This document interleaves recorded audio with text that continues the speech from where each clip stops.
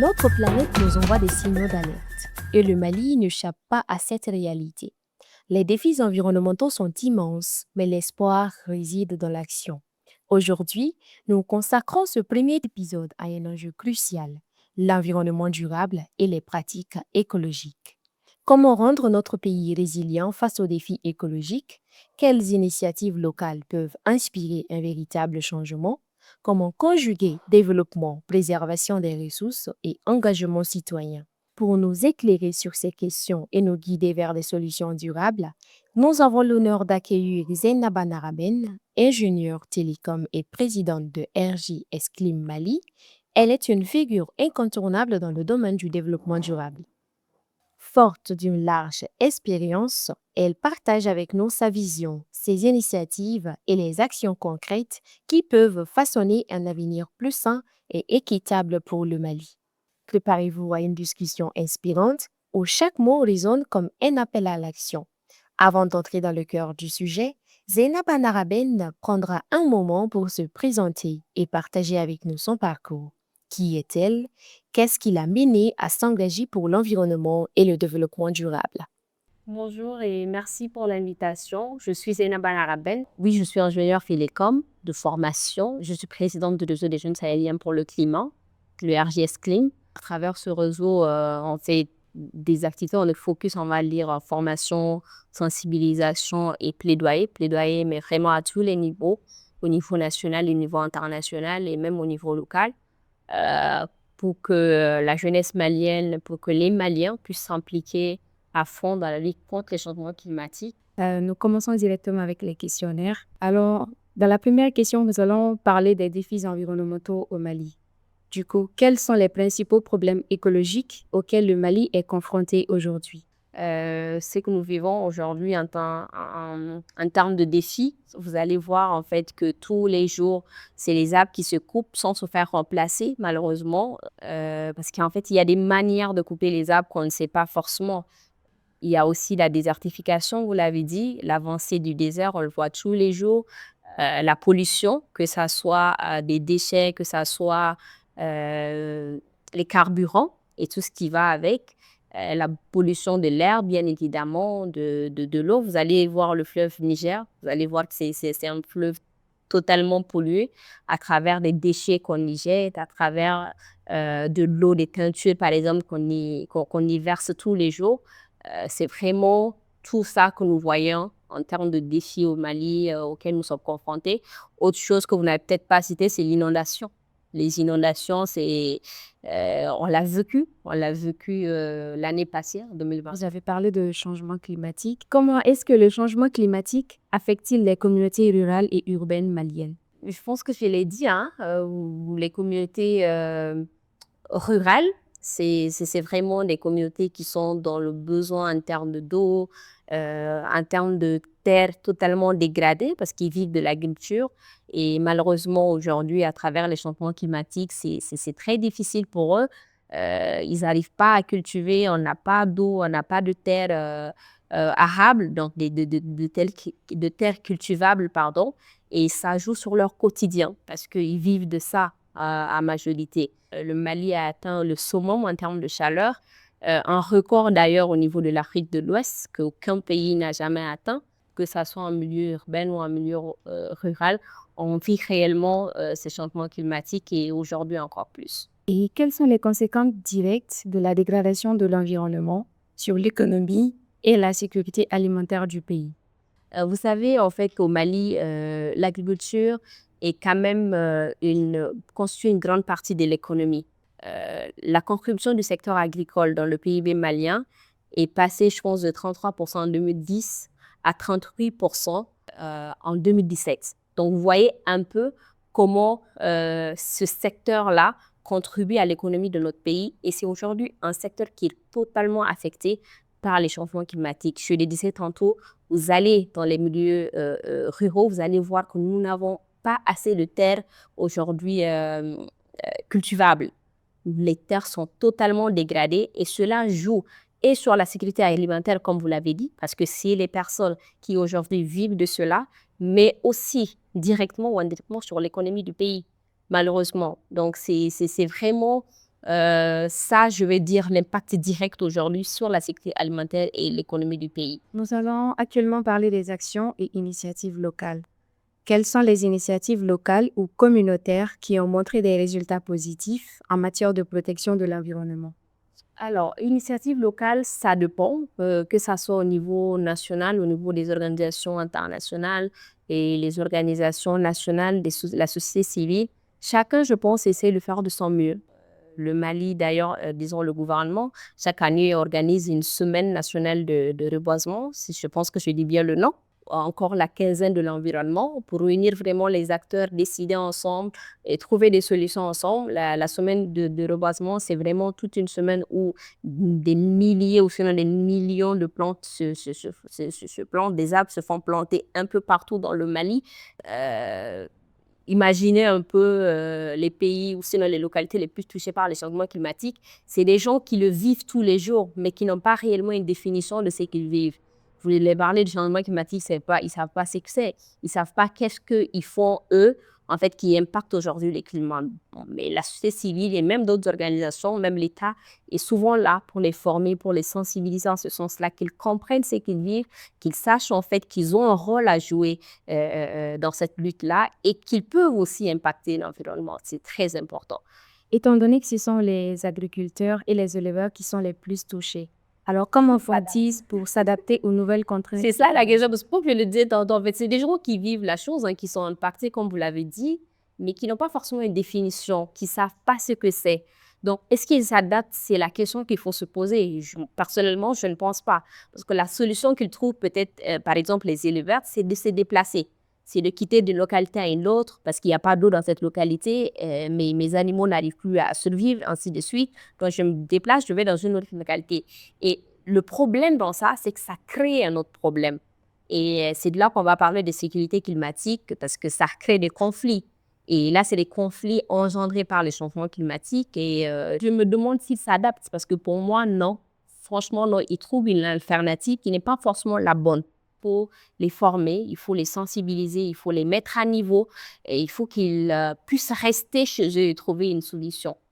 Quels sont les projets existants pour lutter contre la désertification, restaurer les terres On va dégradées? parler de la Grande Muraille verte, une initiative de l'Union africaine pour vraiment restaurer les terres dégradées. Et l'objectif, d'ailleurs, c'est de restaurer, je pense, 100 millions d'hectares de terres dégradées d'ici 2030, pardon. Et c'est une initiative qui se fait, qui prend en compte 11 pays de l'Afrique. Donc, c'est vraiment une grande initiative mise en place justement pour lutter contre la désertification, donc la montée du désert, ainsi de suite. Et au niveau du Mali spécifiquement, je vous parlerai aussi du PRTD. C'est un programme mis en place par le gouvernement, financé par la Banque mondiale au Mali, programme de restauration des terres dégradées. Et c'est vraiment un programme qui fait énormément de choses. Et ils font même des appels à candidature des jeunes qui sont porteurs de projets sur la restauration des terres dégradées, bien évidemment. Vous postulez, ils vous financent. Et eux-mêmes, ils sont sur le terrain tous les jours pour recueillir les problèmes et trouver des solutions à cela, afin de restaurer le maximum de terres au Mali. Étant donné que tout problème a des solutions, comment promouvoir des pratiques agricoles durables et respectueuses de l'environnement? Je vais revenir à la formation, à la mise à niveau, à la sensibilisation. Est-ce que pour faire quelconque promotion, il faut que les gens puissent comprendre tout ça, que les gens puissent se mettre à niveau, que les gens puissent savoir ce dont, en fait, on parle quand on parle de changement climatique, quand on parle de chaleur, quand on parle d'inondation, ainsi de suite. Il faut que les gens puissent être à niveau.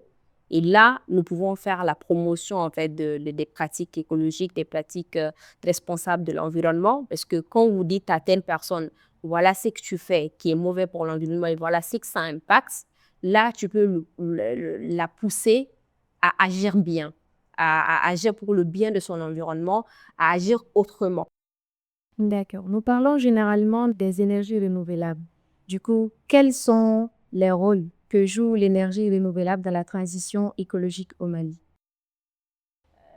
Le Mali est un pays extrêmement chaud. Le soleil, il est ardent. On le sait tous. Et si on utilisait ça, en fait, qu'un un autre avantage, puisque nous vivons aussi une crise énergétique qui se fait voir hein, dans le monde entier, malheureusement. Et si, en fait, on utilisait vraiment cette transition écologique, cette transition énergétique, bien évidemment en utilisant le solaire ou d'autres énergies renouvelables, hein, pour solutionner un problème, mais aussi en fait booster l'économie et tout ce qui va avec, parce que c'est plein d'avantages. J'ai l'habitude de le dire aussi. Il est temps que l'Afrique, et par l'Afrique il s'agit du Mali aussi, commence en fait à utiliser sa vulnérabilité vis-à-vis du changement climatique en avantage. On peut aussi utiliser les biogaz, par exemple, au lieu d'utiliser du charbon, ainsi de suite, pour polluer. Ben, en contrepartie, on utilise... Mais il y a tellement d'alternatives, il faut juste qu'on sache ce que c'est. Donc, ça va revenir à la formation, à la sensibilisation, faire comprendre aux gens de quoi il s'agit. Il y a certains jeunes qui utilisent le recyclage et la gestion des déchets. Alors, en quoi le recyclage et la gestion des déchets peuvent-ils contribuer à un environnement plus sain? Là, à côté, il y avait un tas d'ordures. Le Kilimandjaro, merci. Il y avait un tas d'ordures qui jusqu'à aujourd'hui, en fait, polluent les eaux à côté. Même l'eau de robinet vers la Fiabourou sont toujours aujourd'hui. Vous aurez les robinets, l'eau est pratiquement rouge ou jaune, façon. Et en fait, si on avait une manière de gérer les déchets, de les recycler, ça va forcément amener un environnement sain, de un, parce que les gens aux alentours peuvent attraper plusieurs maladies aujourd'hui. Heureusement que c'est plus là, mais on en a plein à Bamako. Bamako est sale, il faut se le dire. Vous allez dans le marché, c'est la même chose. L'état d'ordure, c'est un peu partout qu'on le voit et ça impacte la santé des gens. Et c'est ce que les gens ne comprennent pas. En fait, les changements climatiques ont d'autres dimensions, malheureusement. C'est vrai que nous voyons la chaleur, ainsi de suite, mais ça impacte aussi d'autres secteurs comme la santé. Et les déchets sont vraiment quelque chose qui impacte réellement la santé. Et si on décidait de les recycler, de les transformer, imaginez que vous prenez un sachet, que vous le transformez en sac, en quelque chose d'autre. Ça va vous apporter de l'argent et ça va permettre en fait d'assainir tout simplement l'environnement et d'avoir un environnement sain. Donc, c'est tellement important aujourd'hui qu'on se tourne vers le recyclage et la gestion des déchets. Et je pense que c'est aussi au-delà des énergies renouvelables, une autre alternative pour nos pays africains et pour le Mali et principalement pour sortir en fait de tout ça. C'est vrai qu'on va dire que nous émettons moins le gaz à effet de serre, tout le monde le sait, mais ce n'est pas pour autant qu'on doit croiser les bras et aussi nous laisser mourir peut-être par des déchets qui nous apportent en fait d'autres maladies. Donc, c'est très important qu'on se tourne vers cela pour booster notre économie tout simplement, mais aussi pour notre santé. Politique, publique et cadre légal. Le Mali dispose-t-il d'une législation efficace pour la protection de l'environnement? Et si oui, quels sont ses points faibles? J'aimerais me répondre à cette question. Vous savez, en fait, le Mali est, je pense, l'un des pays qui a le plus grand nombre de législations, de lois, de politiques par rapport à la lutte contre les changements climatiques, la protection de l'environnement. Même la constitution malienne nous garantit un environnement sain. Elle parle de cela, la constitution, dans le préambule même, pour vous dire en fait à quel point on l'a mis à un certain niveau, sauf qu'on ne l'applique pas. On n'applique rien de tout ça. Toutes les lois, les politiques qu'on écrit tous les jours, les stratégies nationales, on les écrit tous les jours, mais on ne les applique absolument pas. Et je pense que c'est ça le point faible. À mon avis, ce qui amène cela, et je l'ai toujours dit, c'est qu'en fait, tout le monde n'est pas impliqué peut-être à la rédaction de ces stratégies, de ces lois. Les gens ne sont pas impliqués, l'avis des gens ne sont pas pris en compte. Et là, ça cause problème. Parce que pour la mise en œuvre de certaines stratégies, de certaines lois, il faut l'implication de toutes les parties prenantes, que ce soit le gouvernement, les partenaires de la société civile, mais aussi les communautés locales. Tout le monde doit avoir son mot à dire. Et à l'État aussi, en termes de loi, comme je l'ai toujours dit, c'est d'avoir des sanctions. Une loi sans sanction au Mali, ça ne marchera pas. Je suis désolée, mais ça ne marchera jamais. Vous allez en fait dans des endroits où il y a les plaques de la mairie, où on dit interdiction de mettre des déchets. Ici, il y a des tas d'ordures là-bas. Il y a des tas d'ordures et c'est des ordures qu'on dégage aujourd'hui. Le lendemain, on passe par là-bas, on retrouve la même chose, on le double, le triple. Pourtant, c'est interdit, formellement interdit. Il y a une loi qui l'interdit. S'il n'y a pas de sanction, demain, je vais le faire. Je vais aussi le faire, en fait. Donc, il faut vraiment qu'il y ait une stratégie, pas que d'adoption de ces lois-là, mais aussi avoir une manière de les appliquer, une stratégie d'application aussi. Et là, je me dis qu'il faut vraiment l'implication de tout le monde. Et par rapport aux lois, il faut des sanctions. Tu jettes un sachet plastique dans les Sotramas à Bamako, vous passez, vous allez voir des gens, ils boivent de l'eau, ils jettent sur le goudron. Hein. Donc, tu fais ça, les policiers sont partout à Bamako. Pourtant, quand tu as moto, quand tu as voiture, il suffit juste de passer quelque part, on te siffle, on te prend de l'argent. Je suis désolée de le dire, mais c'est la vérité. Et pourtant, là où il faut vraiment arrêter les gens et les faire payer, on ne le fait pas. Et demander à quelqu'un qui est dans un Sotrama et qui paye 200 francs pour rentrer dans le Sotrama, tu jettes ce plastique, tu payes 5 000 francs. Il l'a pas, il va arrêter, il est obligé. Tu arrêtes ou on te met en prison. Tu vas arrêter, tu es obligé. On va dans les rues aujourd'hui, on demande en fait aux femmes qui sortent de leur foyer pour jeter les gens dans les caniveaux ou devant leur porte. On leur dit, tu fais ça dans la communauté, dans le quartier, on met en place des comités de veille. Tu fais ça, on t'attrape, on t'amène au commissariat, tu payes ou on te met en prison. Tu le fais une fois, tu payes 2 fois. Même si tu es le plus riche du quartier, on te fait payer 1 fois, on te fait payer 2 fois, 3 fois, tu vas arrêter. C'est pas juste la bouche, le Mali en a, c'est pas ce qui importe, mais c'est son application qui est le plus important. Après avoir cité les points faibles, comment est-ce que les autorités peuvent-elles encourager une transition écologique plus rapide? Il faut vraiment une prise de responsabilité. Je suis désolée de le dire comme ça. Il faut prioriser ce secteur-là, la transition écologique. Il faut s'impliquer à tous les niveaux. L'État encourage ou finance même des jeunes qui sont porteurs de projets écologiques, les encourager ou en tout cas les ouvrir les portes. Peut-être pas les financer directement, mais les ouvrir les portes, les mettre au devant pour qu'on sache en fait qu'ils sont dans le domaine, qui portent des initiatives, qu'ils ont envie de leur pays parce qu'on ne fait pas que pour nous, c'est venu l'entrepreneuriat. Tu es le premier gagnant, mais l'État gagne aussi. Nous enchaînons avec le rôle des technologies et du numérique. Comment le numérique peut-il aider à sensibiliser la population aux enjeux environnementaux? Aujourd'hui, les jeunes sont pratiquement tous sur les réseaux sociaux. C'est devenu notre quotidien. On passe plusieurs heures sur nos téléphones par jour. Donc, c'est de sensibiliser à travers ce numérique-là, à travers on va dire des campagnes comme nous le faisons au niveau du réseau des jeunes sahéliens pour le climat. On fait tout le temps des campagnes digitales sur les réseaux sociaux où on essaie de conscientiser les gens, de passer des messages, d'informer les gens sur les questions liées au changement climatique, bien évidemment à travers le numérique sur les réseaux sociaux, nos plateformes humaines. Et ça, c'est un point. Deuxième point, par rapport au numérique, c'est ce que vous faites là aujourd'hui. Des podcasts, mettre en place énormément de podcasts qui informent, qui sensibilisent et qui touchent le maximum de personnes à travers le numérique. Donc, je pense que c'est vraiment un excellent outil, c'est un très puissant outil de sensibilisation aujourd'hui, que ce soit sur les questions du changement climatique, mais aussi sur d'autres questions. Genre. Comment les jeunes entrepreneurs peuvent-ils innover dans le domaine de l'écologie grâce à la technologie? Innover, c'est peut-être en fait faire preuve de créativité. Faire preuve de créativité à travers la mise en place d'applications pour gérer l'agriculture tout simplement à travers la technologie.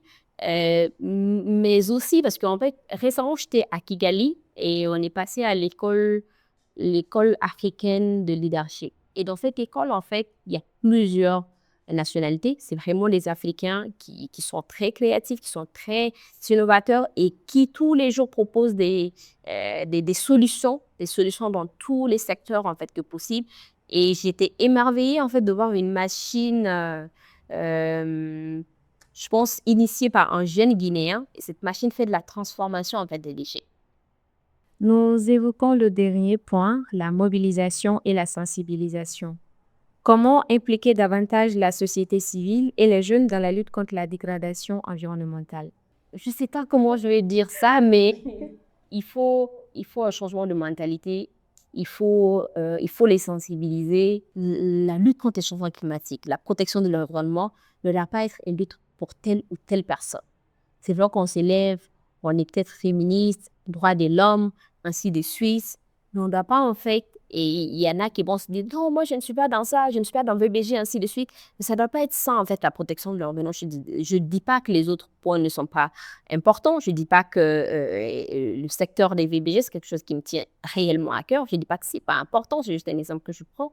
Mais je me dis, en fait, que la lutte contre le changement climatique, la protection de l'environnement aujourd'hui, ça doit être une activité pour tous. Ça doit être vraiment le rôle de tous. Chacun doit s'y mettre, en fait, à la maison, dans nos pratiques quotidiennes. On doit se dire que, en fait, il n'y a pas de petite action. Il n'y a pas de petite action. Vous dites à quelqu'un d'arrêter quelque chose, proposez-lui une alternative. D'ailleurs, comme je le disais, les arbres, en fait, il n'est pas demandé de ne pas couper les arbres. Tu peux couper, mais il y a une manière de couper.